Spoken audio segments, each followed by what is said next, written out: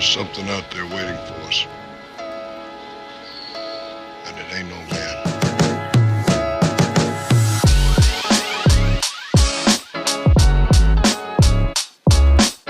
Don't you even know how to be a real Indian?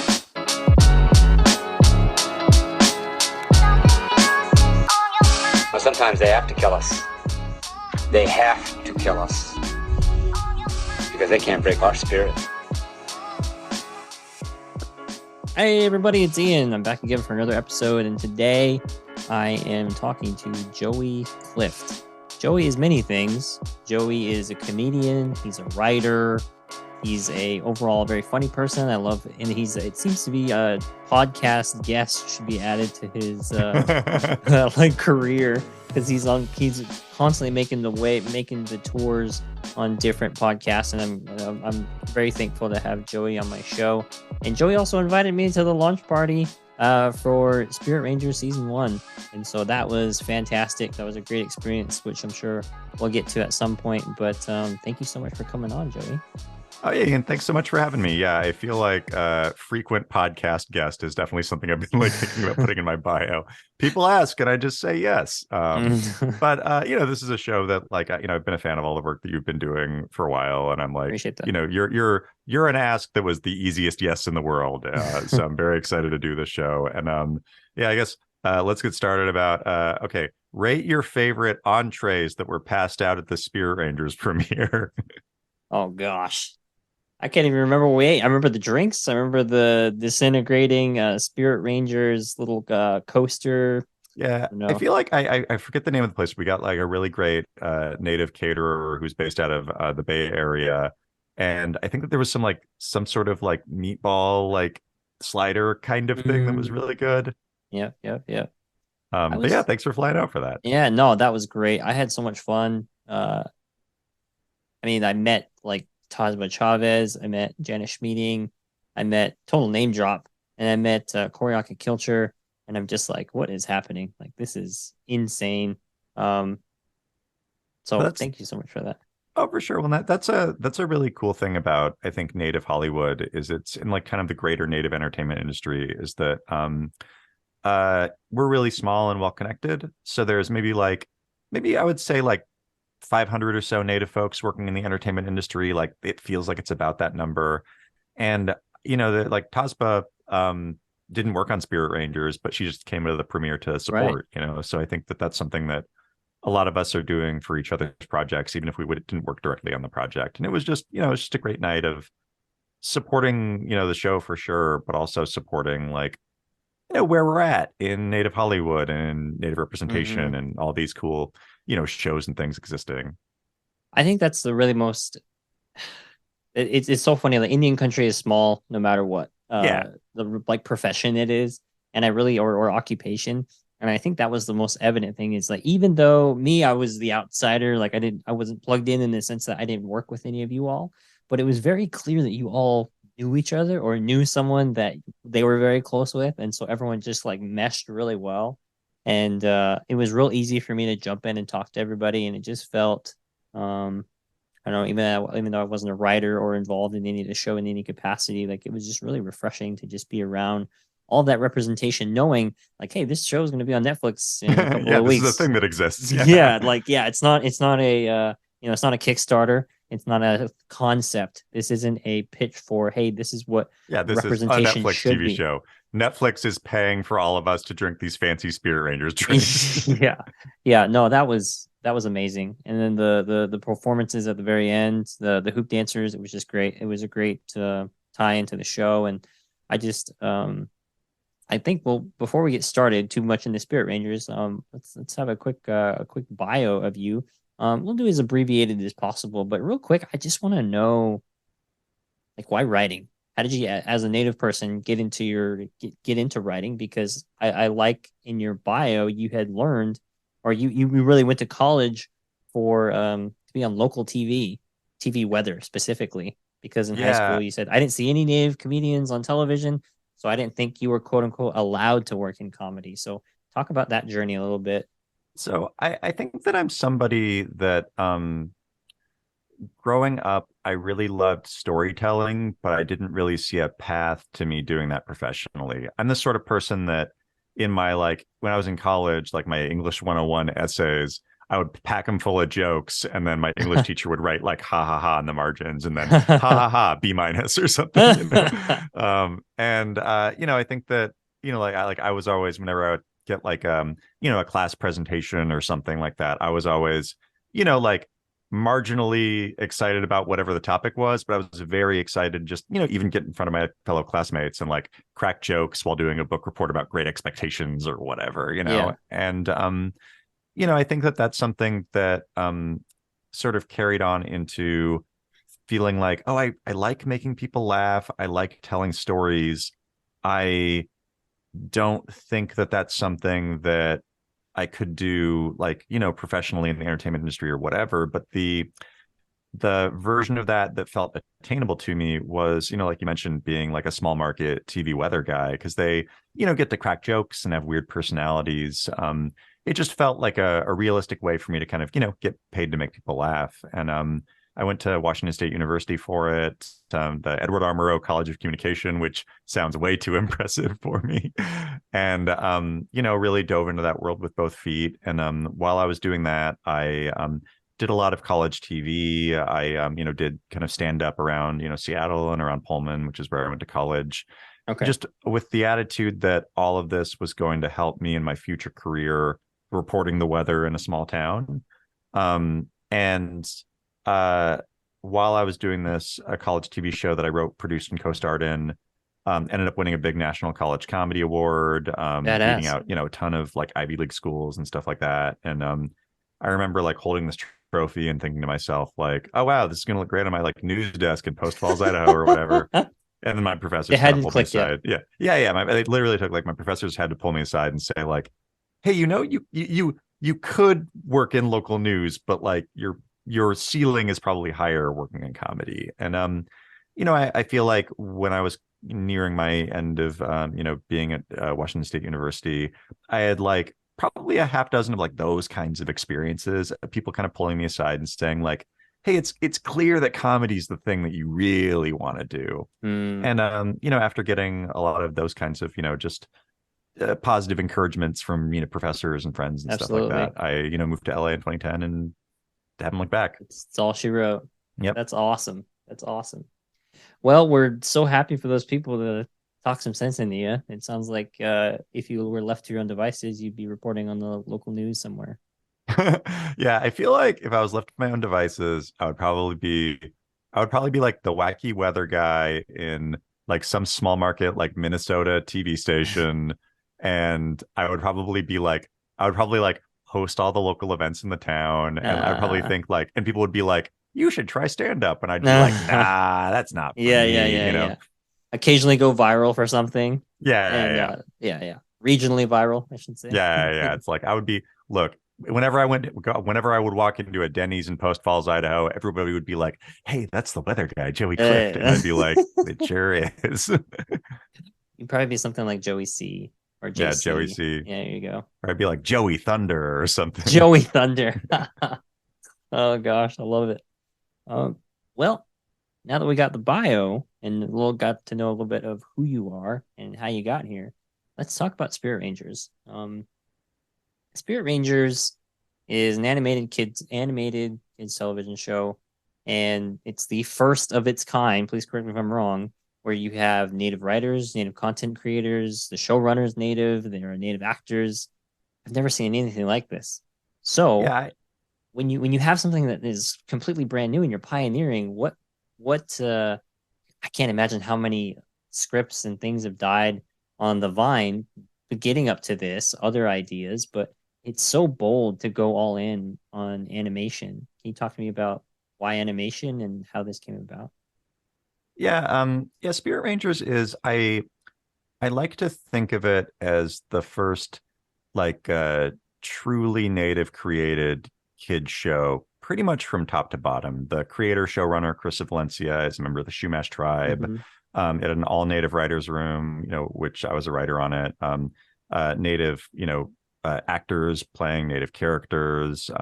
native composers composing the music. We had a really great production company based out of Paris, France, doing the animation, but we hired native animators and storyboard artists to like aid in the creation of the show on the visual end. I think that all said, including cast and crew, there's around 100 native folks who worked on the show. Jeez. And that's including consultants, actors, and etc. And it's and that's not to say that like I feel like we've had a really good time in native animation lately. Like Molly of Denali is a show with a ton of native folks working on it. They've got like a lot of native writers working on it.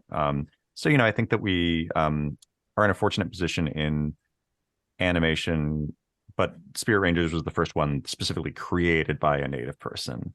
And I think that it was just such a beautiful experience to be able to like log into a Zoom every day for 2.5 years and just be on a Zoom with like other creative natives, like who we could help, break stories and try to figure out kind of what we wanted to say with the show. But in addition to that, just like somebody that we could, have conversations with about like, oh, you see this weird Lakota man tweet or something, just like those kinds of like native conversations that you kind of have that I could not have with a non-native writer's room, absolutely. And I bet that comfort breeds a different level of creativity as well, right? Oh, for sure. Like I think that like in the first season, we like I wrote an episode about called Broken Treaties, spelled TREE-TYS. Yep. Yeah, thanks. Yeah, that's about why the U.S. government should honor its treaties with tribes, kind of wrapped in the story of it's important to keep your promises. And I had another episode called Not Your Opossum Mascot, which was an episode of a TV show about why native sports mascots are weird. And like the hoop dance episode that you mentioned, like these are all things that, like so many episodes from Spirit Rangers started with, me or somebody else in the room saying something like, I've always wanted to see an episode of a kids TV show about hoop dancing. And then, Chris or somebody else in the room being like, yeah, I've never seen that. That would be so cool. And then we would dig in and figure out like, okay, what is that from like a story perspective? Or, me like really wanting to tackle an episode of a kids TV show about, treaties or native sports mascots and like not having to fight about why those are, important and interesting topics to cover, and just everybody in the room understanding like, yeah, I've never seen that in kids TV. If this is the first like native created, with like a native creator and all that kids show, and like, we're kind of playing with the house's money and that we know that we're going to write this and it's going to be on TV. Why not like go for it and swing for the fences? I love that. I co-interviewed Sterling a long time ago before Reservation Dogs came out, before season 1 came out. This is when they just got the pilots, the green light for the pilot. And he said the exact same thing of just, if this is our one shot to do it, fuck it. Like, just, we're going to make it how we want to. I would rather go down crashing in flames, doing it the way we did it. With no regret, saying that's my work going down in flames. I put everything, that's my heart and soul into it. And if it soars and it takes off, then we're much better off. Then we're already going with something we already want. And the great thing is there's an appetite for that. It's very clear because Spirit Rangers got greenlit for season 2. Yeah, like there's so congratulations for that, by the way. Oh, thank you. But there's an appetite for everything that you're describing because it's never been seen, and that whole narrative of there's no interest or there's no market for native stories. There's not enough people to absorb these, and it's like bullshit.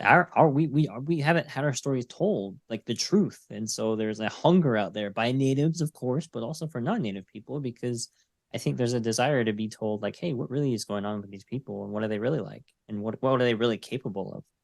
Well, yeah, and that's something that was something that I feel like the Spirit Rangers team, I think it's something that we knew throughout the whole process of it, is like, oh, this show is gonna be like really important to a lot of people who haven't had their stories told in the media before.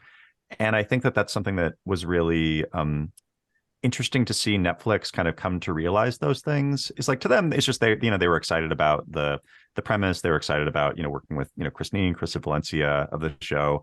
But I don't think it clicked until around when the show came out, when it was like, they flat out were like, oh, we never get like this many interview requests for like other preschool shows, and just the amount of like, press interest and like the huge outpouring of love at our premiere. And like, and I think that once Netflix saw, how like meaningful the show was to a lot of people, they really stepped up and like gave us the resources to, like It's awesome. throw a really nice premiere and do a lot of other really cool things. And yeah, it was really validating.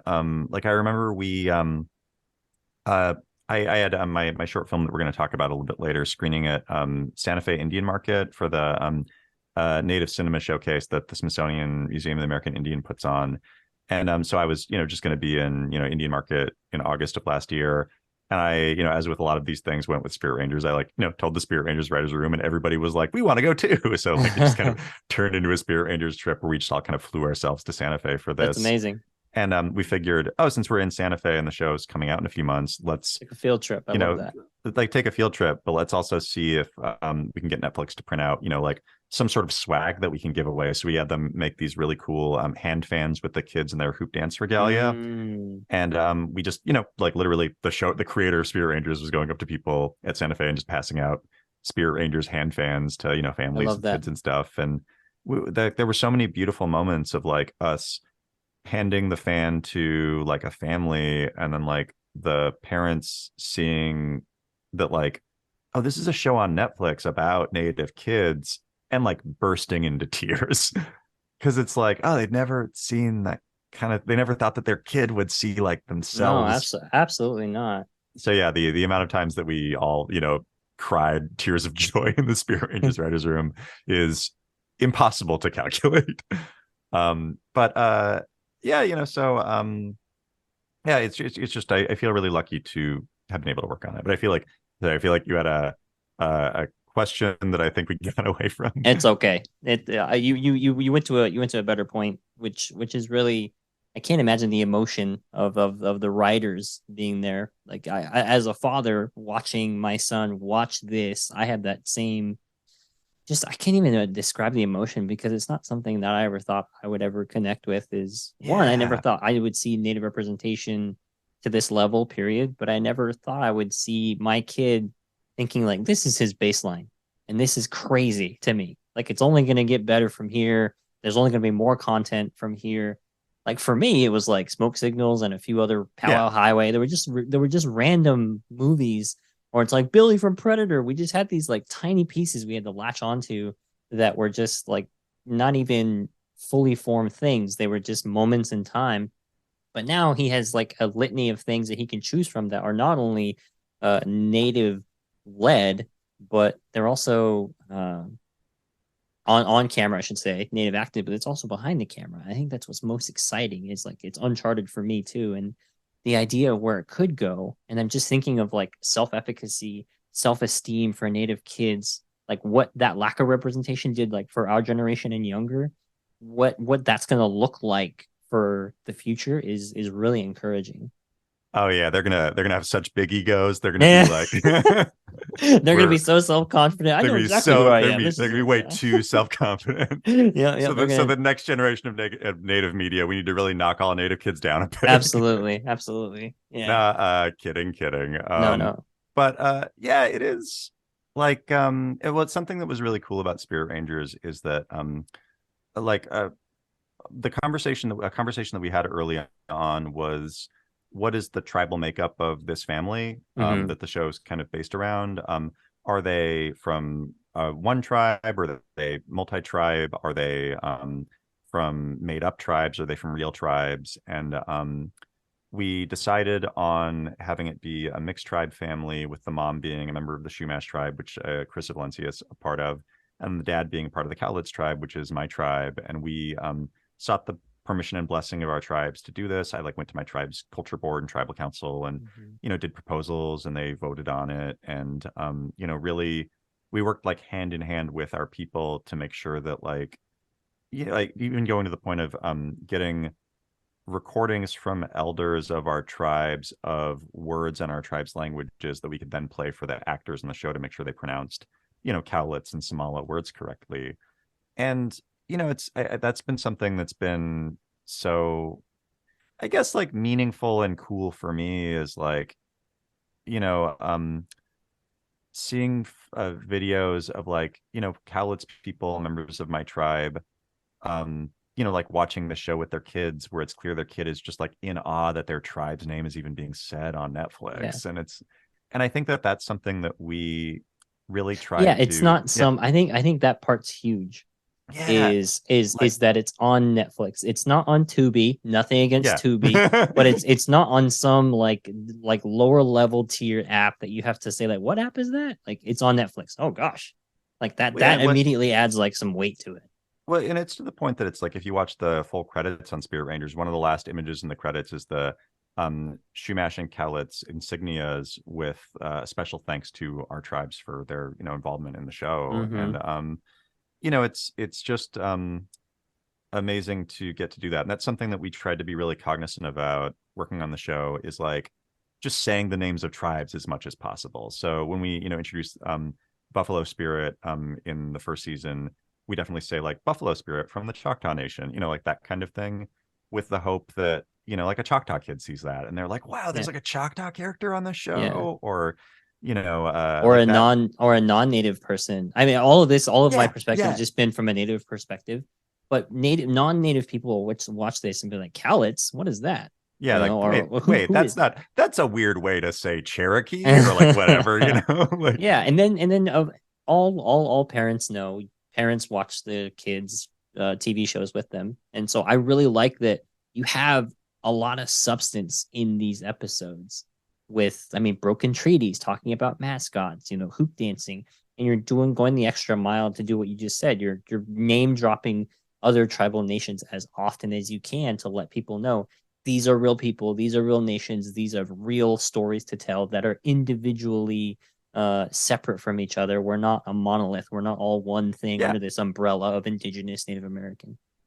It's that, and it's also something that like I said a lot in the writers' room is it's important to signal boost our heroes. So I also tried to really push, and something that like I think a lot of us were trying to push is like referencing like real cool native folks in Mm-hmm. episodes of the show. So the lacrosse episode was written by Kelly D'Angelo, who is a really great Seneca Haudenosaunee writer, and the lacrosse was invented by the Haudenosaunee people. Yep. And at the end of the episode, we have like a specific shout out of Lyle Thompson, who's like a very Yeah, noteworthy and absolutely. awesome lacrosse I remember player. that. And we got like, you know, his permission to do it. I think we even had like we took his photo and then with his permission and like created like a CG Lyle Thompson character. And you know, when that episode came out, like Lyle Thompson and lacrosse fans were like so excited. They're like, wait, like Lyle Thompson is in this Netflix kid show, It's on you know? Netflix. Yeah, yeah. Yeah. And it's like, oh, we're like pointing and like being like Lyle Thompson, one of the best lacrosse players like going today. Yep, That guy absolutely. should be. He's like, you know, he's like lacrosse Michael Jordan or lacrosse LeBron James. So like, you got like, so yeah, we should be talking about that guy in Mm-hmm. that level of, you know, reverence. Mm-hmm. Mm-hmm. I love that. I like that. I like that one. So just very much like Res Dogs and Rutherford Falls with your season two. I'm positive I'm gonna have so many moments like I didn't know you could do that. I didn't know that was allowed. I didn't know that that was possible, and I'm excited to watch season two. I'm so excited for that. So, hats off to you all because I can't wait to see it. Oh, thanks. Yeah, I can't go into a ton of season two details. Okay. It's coming soon. I think that the episodes in season two, I'm really excited about. There's some episodes in that season that I'm just very, very, very proud of that myself and other folks worked on. I think the biggest thing is I don't know what you grew up on for like we had one native animation Navajo animation short kind of cattle, I don't know what you want to call it, a short series where it was a series of coyote stories that we would only tell in the winter, and it was terribly animated. I'm not well versed on the animation style, but it was had to be in the 60s or 70s, and it was all of the voice actors are actually Navajo. That's awesome. And so it's 100% in Navajo. So it was a means of like at some point, I think they got grant money to say, or set aside funds to say, hey, engage with the kid using cartoons. No context around it. Just here's like the coyote and the horny toad. Here's the coyote and the badger. Here's the coyote and the rabbit. And we would watch these, but that's all we had. And they were just like shared VHS tapes that if you were they weren't showing anywhere. And so that was what I was used to in terms of like the quality level and the production level for native content. It was always very low budget and very grassroots. So for it now, me, in my 30s, to see something, to go from that, growing up on that, to this, like going from outdated animated cartoons to like something on Netflix is freaking mind blowing. Yeah, that's something that I often think about with not just Spirit Rangers, but like sort of all the different native things that are coming out right now is when Prey came out, there was a meme getting shared around that was like it was a fry bread stand with a sign that said Comanche predator meat Indian tacos, Yeah. $20. And I was like thinking to myself, yeah, like at the Comanche powwow, you're probably going to be able to buy predator fry bread predator meat Indian tacos at the Comanche Nation powwow for the next 20 years. You'll probably be able to buy like bootleg Rutherford Falls DVDs at powwows for the next 30 years. Like I'm sure, you'll be able to find, Reservation Dogs bootleg sweatshirts on sale at powwows for the next 30 or 40 years. Because because like Smoke Signals, it's like you could probably go to any powwow and buy like a bootleg Smoke Signals DVD. Somebody's made a Frybread Power t-shirt that, it's not licensed. 100%. Yeah. It's like, and it is sort of a thing where we, speaking broadly about just like native folks, it's like we know that there hasn't been a ton of representation. So we really elevate and signal boost and embrace the few good things that existed up until fairly recently. And it's like for me, like I joke about this with like my boss a lot. My dream is to be able to like go to a powwow in 3 years and see like bootleg Spirit Rangers plushies for sale for $30 and just being like, hell yeah, we did it. We made it into the bootleg powwow merch circuit. On a printed mug or something. Printed tumbler. Yeah. That would be freaking awesome. I that's when you've made it, right? Yeah, for you sure. Go to a powwow and you see your stuff. When somebody's auntie and uncle is making ill-gotten money off of their screen printed like Eddie from Spirit Rangers t-shirts, that's when I know we've made it. I love it. I want to segue real quick to something you said in your bio, and I brought up earlier, was I didn't see any Native American comedies on television, so I didn't think I was allowed to work in comedy. I think going from that to now, when you look back on that, do you ever look back on that and think like, holy crap, like how did stuff progress so fast, even though it felt glacial? Like when you look at that perspective from when you were a kid, we were just no natives on TV, few and far between instances that we could glom onto, to now where we're joking about your show potentially having bootleg plush, bootleg powwow merch. Bootleg powwow merch. Yeah, so I guess that there are two different timelines for me. One of the timelines is, just like my life and career as a comedian. It's like I moved to Los Angeles in 2010 and, did like, even if I didn't know that it was necessarily to pursue a career in comedy, I've been doing comedy stuff probably for around, 20 years or so, if you count like, me like hosting talent shows at my high school and cracking jokes and whatever. And like, so for me, it's been, it's definitely been like a long journey to get to where I am and to be able to do the stuff that I do. But it is also just like wild to me, and something that I often think about is like up until 2009 or so, I didn't think I was like allowed to work in comedy or have a career in comedy. And after like about 2 decades of hustle, I have like my name and face on like a Comedy Central digital series that like I voiced shorts of it, and my friends also voiced, shorts that I wrote and directed and stuff. I am working with some of the most respected kind of names in comedy on various, projects and things that I'm developing. And I'm paying my bills as a comedian, as a comedian, comedy writer, whatever, and I guess that it just feels like, I don't know, it's like it's difficult to put in words how um personally meaningful and validating it is to go from not thinking I was allowed to do something to like, succeeding at it and having it literally be what my job is. And I think that like part of me hopes that the work that I create can hopefully show like, not just Native kids, but just like Native folks and just other folks in marginalized communities, that it's like, even if you don't necessarily see a pattern for your success in the media, you can still do it. It's not going to be easy, but you can still do it, and you can still follow your dreams, Let's talk a little bit about so I agree with you, but I also want to talk about your career itself. When you were, if you just showed me your filmography and you removed Spirit Rangers and your shorts that you created, I would have never guessed you were Native, because your career is it's on track of just a comedian writer. Yeah.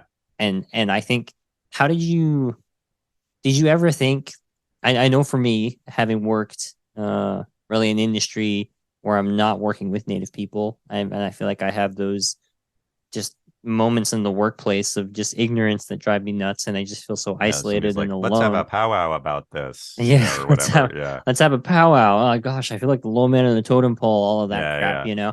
Well, how did you persevere through those times and think to eventually one day, like were you seeking to do Native content, or were you okay with just like, I made it, I'm a comedian writer, this is exactly what I wanted to do and I'm okay with it? Or was there a piece of you that was like longing to connect with your, I guess, culture, or trying to do something for Native representation?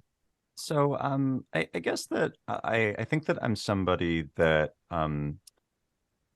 was basically working on two parallel tracks for a lot of my time in Los Angeles. Okay. I'm always somebody that's been passionate about my culture. I'm like, an enrolled member of my tribe. I grew up on the Tulalip Res and went to school on the Tulalip Res. And when I was at WSU, while I was doing all this, college TV stuff, I was also like a mentor for the Native Student Center and all that. And but when I moved to LA, I think because I didn't necessarily have, any that I could perceive patterns of other Native alt comedians to follow, I didn't know if that was a part of my identity that like really was like welcome in comedy spaces, like I felt a lot of weird pushback. And like I remember, like I tell the story sometimes, but I remember around 2013 I got on what's called a house team at a place called the Upright Citizens Brigade Theater, which is one of the big comedy theaters UCB. in Oh LA. my gosh. Yeah, UCB. Yeah.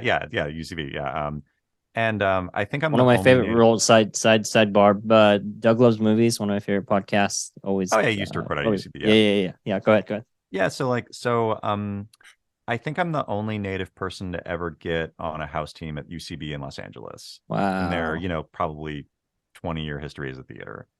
And once I got on a house team in 2013, I was also very involved in Native Hollywood. Had a lot of like just like Native friends, went to a lot of Native events, and knew a lot of really funny Native comedians who were not getting opportunities in these mainstream spaces. Because UCB is like, I mean, it's not a slouch. It's like Saturday Night Live, late night shows in a lot of places. But places like UCB is like a farm team. So I really pushed for years to try to get UCB to do like, an all Native comedy showcase or something like that. And I remember pitching it. It was something that it took me probably about 5 years to get the theater to okay something like that. And I remember one time in sort of within those 5 years, I asked their artistic director if I could do it, and he said that there was no room on the calendar for it, Meanwhile, he booked 12 Star Wars comedy shows in 1 week, you know? So it's like, you know, I felt like that kind of weird pushback. So because of that, it's like I kind of just wrote a lot of my comedy about sort of nerd stuff, like sketches about like Batman or Spider-Man or the Lord of the Rings Yeah. or whatever. And you know, I think that, and I also feel like I didn't necessarily because so few of my like direct peers in the alt comedy scene were native, I just like didn't necessarily know how to tackle native issues comedically in a way that didn't bum me out. Yeah. You know, it's like there's a lot of like, you know, trauma and stuff like that in native spaces. And I think that it kind of hit a point where um you know, like probably around 2015, 2016 or so, when I just kind of realized like, no, this is like a very important part of my identity. And I don't care if it's like not welcomed in these spaces. I'm still going to be vocal about it. And I'm still going to like push for things like, you know, native for comedy you. showcases. And I'm still going to like, you know, use what little power I have to put, you know, like to book, you know, like if I can book like a native comedian on a show I'm doing or something like that, or if I'm doing an improv show, get like one or two native improvisers and put them on the bill or something. And you know, and then with that, I also just started, you know, writing jokes about native stuff. And like I wrote like a in 2018 I released like a self-published comedy zine about like native representation in media. It's called the American Indian Ready to Wear Catalog 2018, and it's like a fashion catalog, but all of the models are like basically like bad native representation. So it's just like the Iron Eyes Cody, and then like an arrow at his tear, and it's like, if you're not crying tears for the environment when you see trash, are you really native? Like that kind of stuff. And you know, I got like a lot of really positive feedback on that. And then around that time, UCB finally let me put up like an all native comedy showcase. So I put that up, and that was just like, you know, at that time, one of the most fulfilling things I'd ever done, because it was like this sold out huge show, just back to back, full bill of native comedians, a ton of native people in the crowd, like watching, you know, for the first time native comedy on this big mainstream comedy stage. And then my first animated short film kind of came out around that time. And then you know, at that point, it just really struck me of like, oh, this is like, you know, writing sketches about Batman or whatever is fine, but it's like, oh, that is what I want to do, you know, is to, you know, write stuff about, and, you know, crack jokes and tell stories about just being just native stuff, you know? That's amazing. Well, I mean, I can't imagine watching that come to life after asking and repeatedly trying to run up that hill. 5 years, yeah. 5 freaking years to finally like sit there and look like, oh, there's natives on the stage, there's natives in the audience. This is like the names. I actually don't know if UCB has a marquee, but oh, look, the all native comedy coast on the marquee. So we were on their website on the schedule, sold out. You know, that's the amazing. Ghost of Christopher Columbus Theater smudging spectacular. and then what was really cool about that show is that it was a sellout. And the next year we did it again. This was 2019, and like, I don't know, it's like producers for Rutherford Falls, when Rutherford Falls was still in production, it was still in the early stages, went to that show, and they like saw folks like Janice Meeting and Tyler Clare doing that show, and cast them and hired them right in Rutherford Falls because that is not awesome. entirely because of the show, but it's like that I think helped get them on radar. Absolutely. You know, and it's like I often look at like the photos of all of us on stage at those shows, and just look at like, oh, that's Janice Meeting, she starred in Rutherford Falls. That's Tyler Clare. That's, you know, like Monique Moreau, who's a super funny comedian who's performing at like Largo all the time, or like Tyler Clare, who flew out from New York just to do this free UCB show in front of 100 people, you know. And now he's, you know, he just had a short film on the screen at Sundance, you know. And what was also really fulfilling about that was like looking into the audience and thinking, oh, this is something that I worked really hard at for 5 years. But then you see like just like native elders in the crowd, just like losing their minds laughing at this, and realizing like, oh, for me, this was like a 5-year push to make this show a reality. For them, they've been waiting 50 years to see like natives cracking jokes on like a mainstream comedy stage. So, you know, that's kind of what I was talking about earlier about like, there is the one path that for me, you know, this feels like, you know, it's a 20-year journey to get to wherever I am right now. And that feels like a long time. But then I think about it in terms of, like I said this at the Spirit Rangers premiere, that like television's been a thing for about 100 years. Spirit Rangers was the first, you know, like truly native led kids animated series in the United States. So that means that it took 100 years for that to happen. So in that span of time, 5 years is an eye blink, you know? Absolutely. Absolutely. I think that it's really impressive to think about your career where you have these moments of perseverance leading to a culminating event that is like, oh man, that's awesome. But you don't just hang your hat on that. You seem to just think like, oh, what's next? What's next? Or you just continue going along and then you find a void and you're like, oh, let me try to fill that, or let me try to do something that hasn't been done before. And that's really a segue to talk about your short films. Talk about which they're all available on your website. So please go to joeyclift.com and check out. Well, he has a link to a lot of his work there, but specifically like telling people you're Native American when you're not is a lot like telling people you're a bear. Like telling a bear you're a bear when you're not a bear. I had to read it because I couldn't remember the title. It's okay. The name of that short is 23 words long, and whenever I would screen at festivals and people would ask me about it, I would have to be like, I would like have to count out on my fingers and just be like, okay, I got the full name. When I wrote the name, did not think I was going to have to say it regularly. And then I tried to shorten it to the acronym, and the acronym is somehow more unwieldy because it's like TPYNWY. You get it, you know? Yeah. What I really liked is almost the same animation, or at least the person in that is in How to Cope with Your Team Changing Its Native American Mascot. Right? Am I correct on that? Oh yeah. That was So at this point I've made 5 animated shorts. We've kind of put them under the umbrella of they're all part of a digital series called Gone Native that I just released an additional 3 shorts distributed with help from Comedy Central over the past couple months. And the first 2 shorts, the How to Cope with Your Team Changing Its Native American Mascot, and then the long name with the bear in it. Yep. Those were animated by my friend David Kantowitz, who's a really great animator who he's not native, but he's a guy that I've just known through the LA comedy scene and having a really cool and specific animation style. And he's a guy that like he's done illustrations for like Mad Magazine. He was like the in-house animator for like At Midnight and a lot of other shows. So I brought him in for the initial short. And then the How to Cope with Your Team Changing Its Native American Mascot was a partnership with Comedy Central, and I was just like, hey, can we just bring the whole team from the last short into this? And they were down for it. Nice. And then the last 3 shorts, David, he just like is a very talented guy, so he got like hired on staff at like Exploding Kittens, the board game company, and he was like, Joey, I love working on these, but I'm so busy. Oh, he also like just got married and stuff. So but the fortunate side effect of that is that with the 3 additional shorts, I was able to bring in a lot of great, native talent to work on them. So like Marie Bauer, who did some character designs for How to Cope with Your Team Changing Its Native American Mascot. She did all of the character designs and storyboarded the 6 Things You Didn't Learn About Native American People in High School short. And then I brought in Brett May, who's a really amazing Ojibwe animator who lives on the Ojibwe Reserve in Canada. He was the lead animator on the Dear Legendary horror author Stephen King. Instead of using Indian burial grounds in your books, you should use European.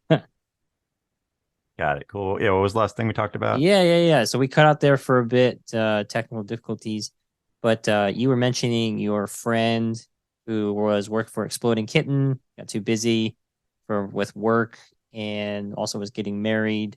We're talking about your animated shows.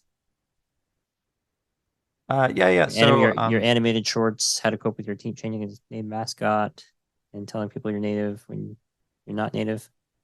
Okay, yeah, I gotta say, that sound that you hear in the background, I'm sure on my audio, I'm not recording this from a haunted house. It's just very windy in SoCal, weirdly today. But it does feel like, I was thinking about it, it's like it definitely feels like it's like a window rattling and like stuff like that. Yeah, so I said a second ago, the original animator for the first 2 shorts, good friend of mine, he got really busy, and so we partnered with a really great animation company to kind of take things over for the next 3 shorts. A really great company called Loose World, and they basically like allowed And we're excited about, bringing in as many kind of native animators and artists as they could to collaborate on the additional 3 shorts. So, I think we had a really good mix of bringing in, native and non-native talent to make the last 3 shorts. And I'm really, excited about them and proud of how they turned out. No, they were great. And I encourage everyone listening to just Google Joey Clift and you'll find his shorts out there. Hey, not your shorts, but your animated short films. They are fantastic. So let's talk real quick about My First Native American Boyfriend. And then I have one last thing to leave you with, which is really your quick opinion on the state of Native American representation in film and television, and then we'll call it good. But your short, My First Native American Boyfriend, I wasn't expecting that. I think just your tone of all of your short films that you've worked on, this was very rooted in like white guilt, and there was a lot of white guilt peppered throughout it. And I wasn't expecting that of just you're my first Native American boyfriend, and I can't believe that when I was a little girl that I used to and then kind of airing out your I don't know what to call it, your discriminatory old thoughts, practices, your kind of a racist bigotry in your family. And it was interesting that it was framed that way. And I thought it was just, I was waiting for like the silly in that, but it was very serious tone dialogue throughout. And I just like, it was very unique. And I'm not surprised that it's kind of been on the, what you would call it, the festival circuit, because it is something that is so unique and I thought was hilarious. Can you talk about what got you to want to do that short and what you think of it overall now that some time has passed? Thanks so much, Ian. I appreciate the kind words. I never really heard my work described that way, but it is very funny to frame it as like, oh yeah, it's like jokes.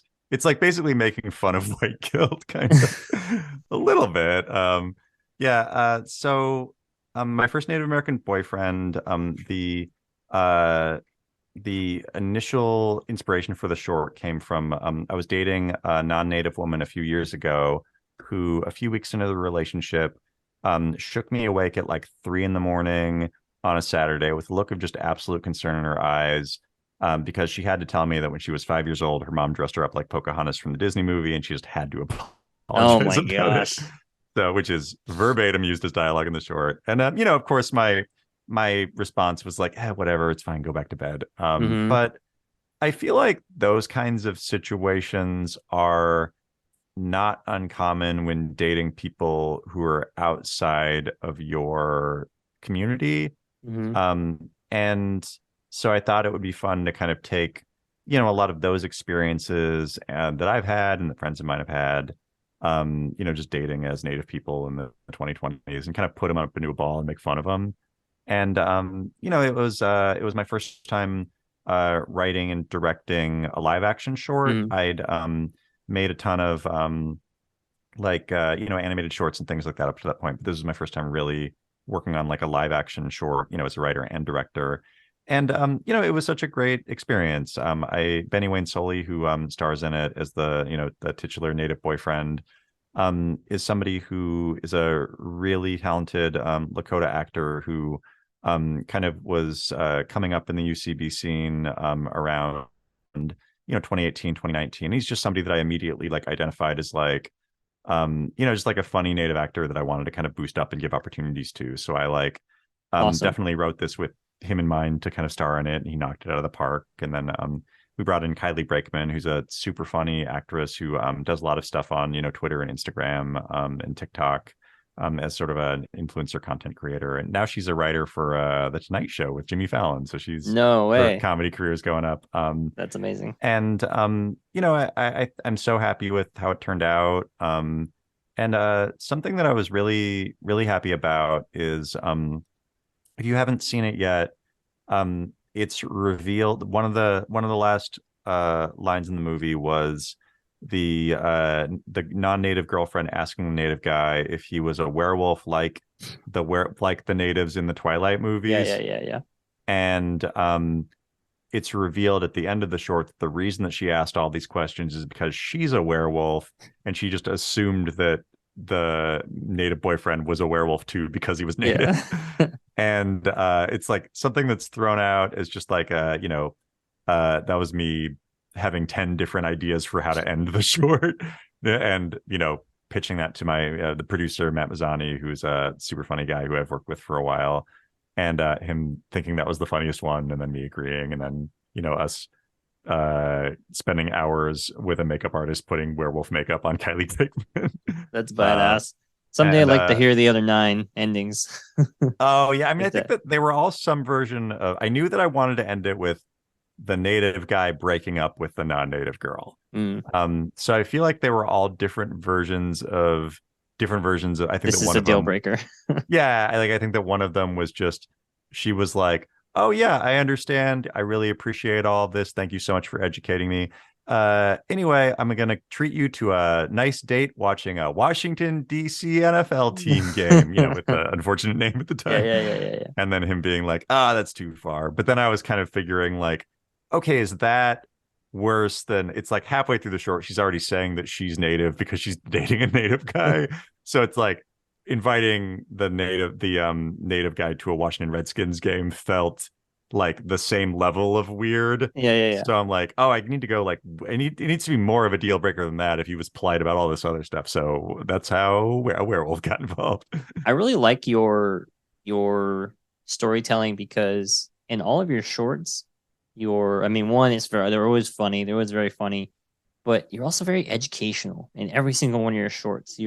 It's for native people, but it's also, you can tell it's like for the non-native gays as well, for them to view it and like, hey, educate yourself a bit, or like look at things with a different lens than before you watch this short, which I really think is the most prominent thing. I'm really huge on when you're trying to really just educate non-native people about who we really are. And I think My First Native American Boyfriend really does that. I mean, they would try to break the awkward silence of like trying to correct her understanding of like, well, now I'm a Native American because I'm Native American, right? And it's like, actually, no, time out.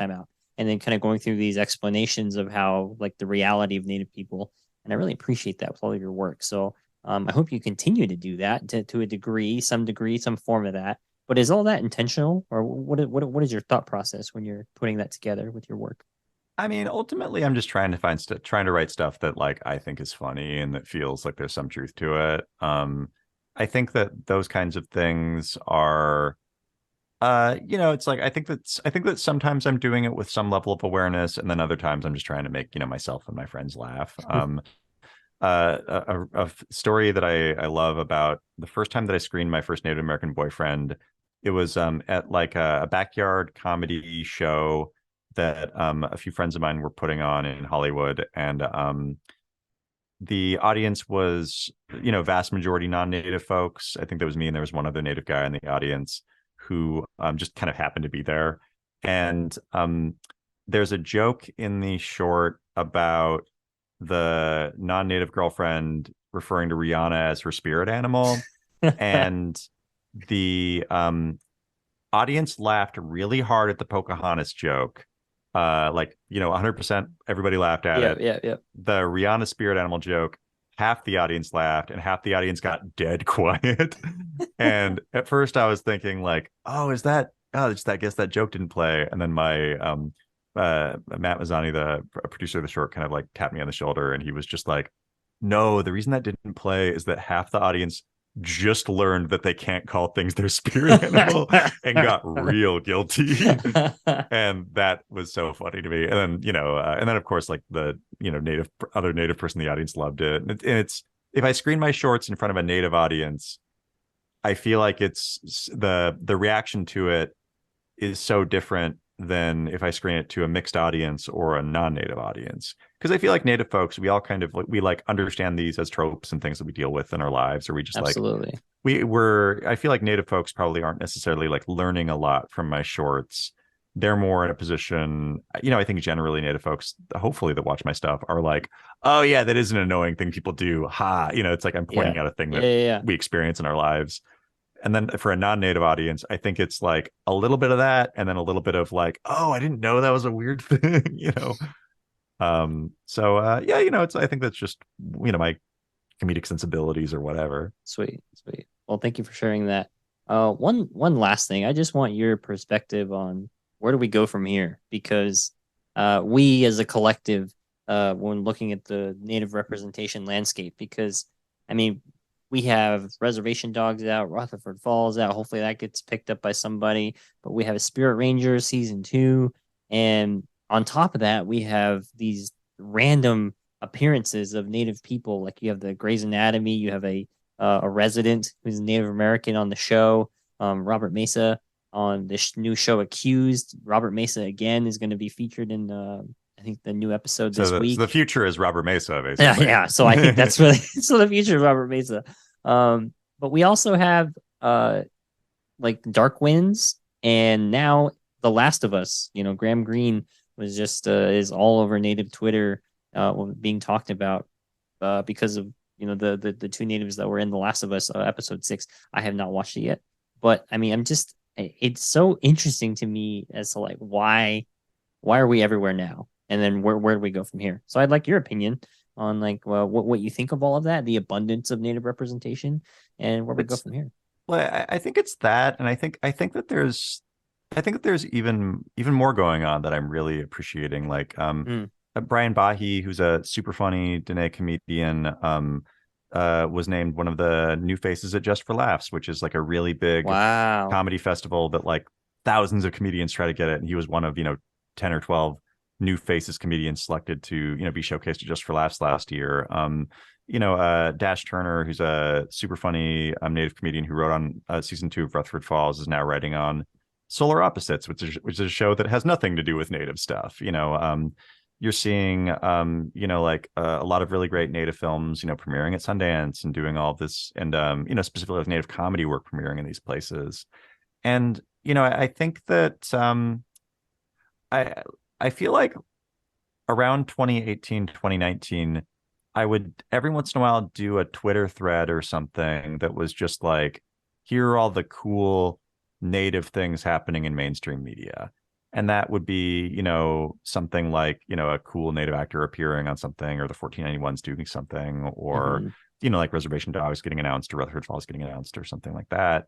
And now it's like hard to keep track. Yeah, because absolutely. And it's cool that it's like great that it's hard to keep track. It's like I love that I love that there is so much going on that like you mentioned the show Accused. I like vaguely have heard of that. Same here. If I wasn't following Robert Mesa, I wouldn't have known. If I wasn't following Nadia Benali, I wouldn't have known. People on the show, I wouldn't have known. Yeah, well, then there's stuff like that, and like Molly Vanali got nominated for an Emmy for writing, which has a ton of great Native folks working on the writing staff. It's like even with even outside of my sphere of things that I'm working on, like I mentioned, Monique Moreau is a super funny First Nations comedian who is getting booked at Largo all the time, which is one of the most prestigious comedy theaters in LA. Jackie Klee is like a really funny Native Bay Area comedian who's like opening for a lot of great folks, and she was on like a Conan live stream not too long ago. It really feels like we're experiencing, I don't want to call it a moment, because a moment acts like, oh, the Native people just appeared, and like, oh, there they go, I like to think about it as we are the continuing momentum of a movement that has been happening for centuries. And to me, to be, in any way a small figure in that movement is just like the most, like awe-inspiring and humbling thing ever. And I'm, so glad that, me and my friends and, mutual follows on Twitter are, able to benefit from the work of Native storytellers and activists who've been doing this for a long time. And like it is like it's so cool for me to see, like, this is one of the reasons that like I started following you on Instagram and just started like interacting with your stuff and listening to your show. Is like, it's so cool to me that as like a fan of Native media, that there's enough Native media coming out to necessitate several cool Native podcasts talking about Native stuff. Absolutely. Like, it's like that like you exist, that like Skoden Cinema exists, that like Real uh indigenous exists. yeah, Yeah, the real indigenous exists, that like there's I feel like there's more. It used to be like it used to be just like Native what, American like, calling. And yeah, hopefully they cover a topic you're interested in. yeah, it used to be like Yeah. Native American calling, and it used to be the sort of thing where you could kind of count native stuff, like native podcasts or Hmm. whatever, on like one hand or like one finger sometimes. And now it feels like there's so much stuff, like there's like Native Reacts, like all the stuff that they're doing is so good, is so great, that it's like it's difficult to keep track in a beautiful way, and it is creating this like second level of like folks like yourself who like finally have like cool native shit to talk about in the Yeah, media. absolutely. And And yeah, and so for me it's like it was so cool, like when you talked about Spirit Rangers, I think when we were announced a few years ago, like that got shared around the whole Spirit Rangers writers room, and we were all like so excited that you were talking about our show. that's badass. Nice. Well, I appreciate you sharing that with me because I love the show. If you haven't seen Spirit Rangers, please go see that. That show is just, when you just look at it as a show, you're just like, people who do, like, I don't know how to say it.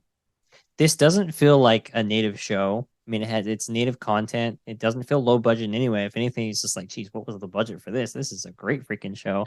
Oh, the budget Um, for it was too much. I mean, it was. well, I guess that I'm trying to think. What's the version of this that I could say is Netflix spared no expense, I think is the nice way to no, say it. but you can really tell, and I think that's what's amazing about Spirit Rangers is that you're just like, man, there was no expense spared, and they pulled out all the stops, and it got a season two. This wasn't like a Netflix like I don't know, a philanthropic endeavor. They're just like, man, this is awesome. Let's do this. Let's Yeah. run it back.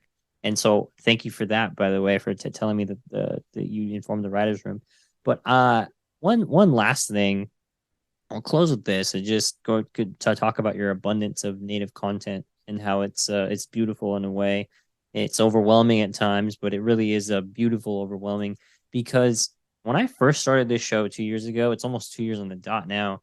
Um, when I would get people writing into the show in 2021, early 2021, they would tell me about movies that I've already, once someone told me a new one. Like, oh, you should cover Smoke Signals, Yeah. dude. Yeah. Or they would think like, oh, have you heard of Blood Quantum? And the first time I heard about it, I'm like, this is awesome. But then like a bunch of people would write into the show through social media or through the website. And I'm like, yep, Blood Quantum. Absolutely. Already heard about Yeah. it. Already did an episode on it. Here you go. But now it's like, I just heard about Slashback the other day. Yeah, I And hear it's great. I need to watch it. I hear it's great. same. I can't wait to watch that one. And just like you said, there's so much out there that either I just know about it, like Ghosts, but haven't seen it. Like Accused, like I just know, like people tell me, have you seen this? Have you seen this? I don't remember the one that's with Hilary Swank. Supposed to be Oh based in yeah, Alaska. Alaska Daily. Yeah. Yep, Alaska Daily. Like there is so much content. I just don't have enough time, one, to consume all of it, but two, to do content on it. And I think for a brief period I went through a depression of just like, am I obsolete now? Is there just too much out there for me to do? But I think really it's so exciting and in a way that I didn't envision 2 years ago. And I'm certainly you couldn't have envisioned, but I think you framed it beautifully in that this surge of representation is a culmination of really an ongoing battle and struggle that has been going on for centuries. And I really think when you think of it in that terms, in those larger terms, you really can kind of take yourself out of it and just like, I'm along for the ride. Let's go, baby. Let's see where this goes. So Yeah. thank you, Oh thank yeah. you I so mean, much for putting those words kind of out there.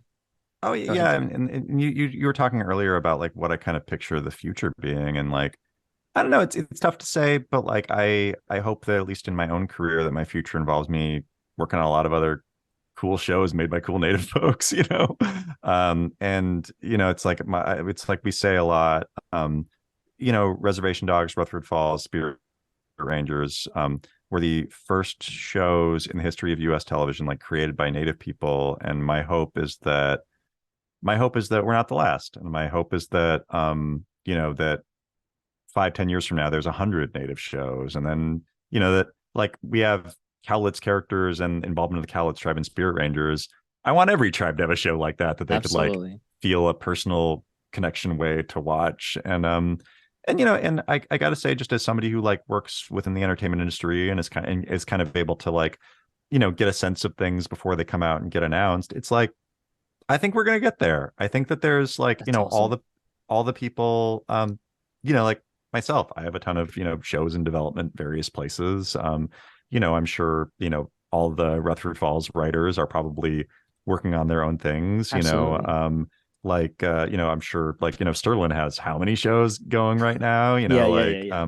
so I think that you are going to start to see, the people that worked on these first shows, careers spiderweb out in really cool ways. And then all of a sudden it's like, oh, what's Ty LeClaire's show? Hmm. What's like we saw Janice Meeting star in Rutherford Falls and write on Rutherford Falls. What's the show or movie that she creates and then Hmm. show runs herself? And like I think that we're gonna start to see, and then we're gonna see like, you know, next show that I make, I'm sure that the show that I create, whenever that comes out, I'm definitely gonna like bring in, folks like Zahn or Jana or other folks Absolutely. to like Yep, yep.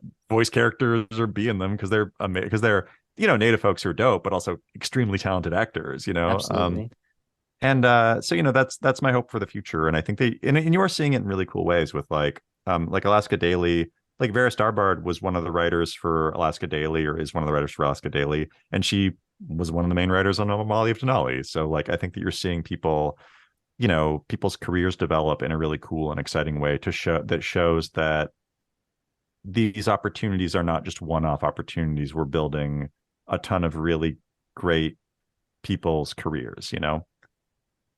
I love it. I don't think I could end it any better than that, Joey.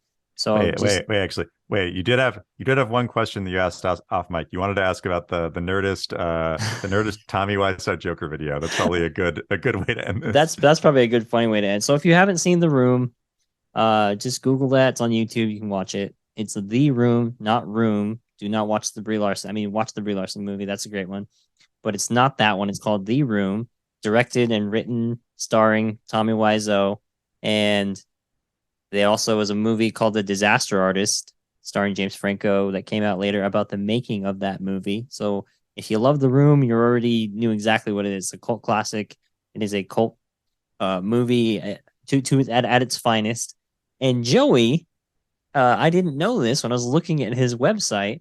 He pitched the Tommy Wiseau as Joker, the Tommy Wiseau Joker audition. And when I was just all in on Tommy Wiseau, I stumbled across that and I watched that thing dozens of times just because I'm like, who came? Like, I didn't know you could. One of those things I didn't know you could do this. This is insane. These are two universes I never thought would cross paths. And you pitched that idea, from what I understand, Oh, right? thanks. Oh yeah. So I was definitely just like a cog in the machine at It's that. That okay. that It's came out okay. in 2018. I was an in-house staff writer for Nerdist, writing, just like sketch comedy videos about Star Hmm. Wars or whatever. It was a super fun job, and everybody at Nerdist was great. And that came about because Tommy Wiseau tweeted about how he wanted to audition for the what eventually became, the Joker that came out a few years ago. He wanted to Okay. audition to be the Joker, and it was a tweet that like kind of went viral a little bit, but I think that the one of the in-house people at Nerdist basically said, "Oh, we should like call his bluff and like film his audition." So it was, a process of like legendary Nerdist people emailing Tommy Wiseau's people, who I assume are just Tommy Wiseau, and then them having that conversation, and then my job on it was to write. So like the idea of Tommy Wiseau doing his Joker audition for real was the baseline, and they basically asked me to like write sort of the more fleshed out pitch that we were going to send to them for their approval to Tommy Wiseau to Awesome. kind of explain what it is, and then I wrote the script for it, which was literally just like, Joey, what Joker quotes do you want Tommy Wiseau to say? And then of course he kind of, so it's like I technically wrote the script for it, but that said, the vast majority of it was just Tommy Wiseau doing Tommy Wiseau stuff. I take I very minimal credit for that, and it was directed by Andrew Bowser, who did an amazing job, directing it. So it's my credit on that is very minimal, but I technically wrote it. Awesome. Awesome. Technically right is good enough for me. So quick story before we go. Greg Sestero, who was on The Room, I went to Alamo Drafthouse screening of The Room, where he did a Q&A afterwards, and he signed my Disaster Artist book. So that was pretty awesome. Hell yeah. All right, Joey. Well, thank you so much for taking the time. Thank you for working through the technical difficulties. And just everybody go follow Joey Clift on social media. Go to joeyclift.com. Support everything that he does and look out for everything that he's doing. I can't wait to see what he does next. So, all right, everybody. Talk to you later.